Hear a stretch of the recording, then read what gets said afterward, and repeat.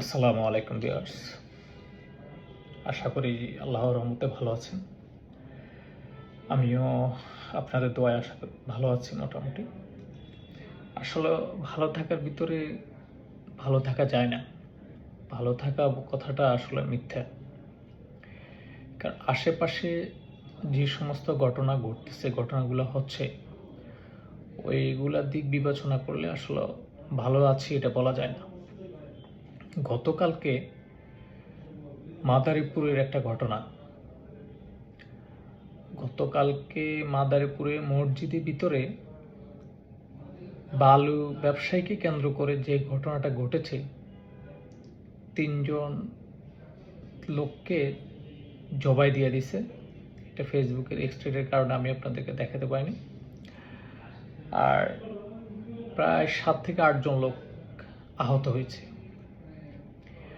এটা ঘটেছে মাদারীপুর জেলা খোয়াসপুর টেকেরহাট নামক এক স্থানের এই ঘটনাটা ঘটেছে। আসলে আমরা কি এই দেশের মানুষ, আমাদের ভিতরে কি মায়া মমতা বলতে কিছুই নেই ভাই? একটা মানুষ আরেকটা মানুষকে ব্যবসায়ের জন্য কিভাবে মেরে ফেলে, এটা কিভাবে পারে বলেন তো? এটা কি আমাদের যে নৈতিকতার অবক্ষয় হয়ে গেছে, এতই অবক্ষয় হয়ে গেল? আমরা কি বিবেক বিবেচনা বলতে আমাদের কিছুই নেই? কার মায়ের সন্তানকে আমরা মেরে ফেলতেছি? কিসের জন্য মেরে ফেলতেছি? টাকাই কি দুনিয়াতে সব? টাকার জন্য আপনার রাগে ক্ষোভের আপনাকে একটা কথা বলেছে, সেই অপমানটা আপনার সহ্য না করতে পেরে আরেকজনকে মেরে ফেলবেন? টাকা দিয়ে কি আপনি আরেকজন এই লোকটার জান আপনি ফিরিয়ে দিতে পারবেন আপনাকে টাকা দিলে? তাহলে আপনি একটা লোককে কিভাবে মেরে ফেলেন? এই দেশে এই সমস্তগুলোর বিচার হচ্ছে না বলে আজকে খুন, আহাজারি, লুটপাট, ধর্ষণ সবকিছু বেড়ে যাচ্ছে, বেড়েই চলেছে। সেই স্বাধীনতার পর থেকেই এই দেশে জোর যার, মুলুক তার, যার ক্ষমতা আছে সেই সব ক্ষমতার অধিকারী, তার কোথাও কখনো বিচার হয় না। ভাই, আপনারা এই জিনিসটা বুঝেন না কেন? মৃত্যুর পরে আপনারা যে জায়গায় যাবেন, আপনার কি দুনিয়াতে সব? আখেরাতে আপনার জন্য হিসাব কিতাবের কোনো ব্যবস্থা নেই?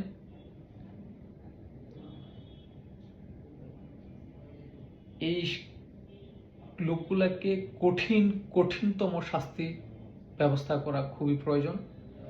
দেশের সরকার এবং দেশের প্রশাসন এবং আপনার বিচার ব্যবস্থা এত কঠিন করে দেওয়া দরকার। এদের কঠোর শাস্তি এবং দ্রুততম সময়ের ভিতরে বিচারের আওতায় এনে এদেরকে শাস্তি দেওয়া দরকার আমি মনে করি। এবং আপনারা কি মনে করেন অবশ্যই আপনারা জানাবেন।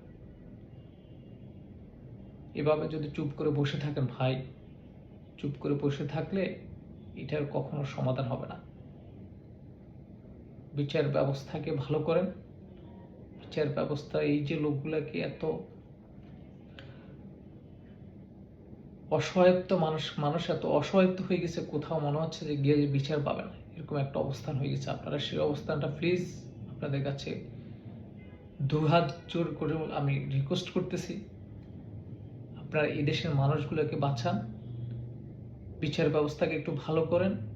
আইন শৃঙ্খলা বাহিনী যারা আছেন তারা দ্রুত একটা পদক্ষেপ নেন, মানুষকে একটু স্বস্তি দেন। সরকারের প্রতি আকুল আবেদন থাকলো আমার, আপনি এই জায়গাটাকে একটু গুরুত্ব সহকারে একটু দেখেন প্লিজ। আসসালামু আলাইকুম।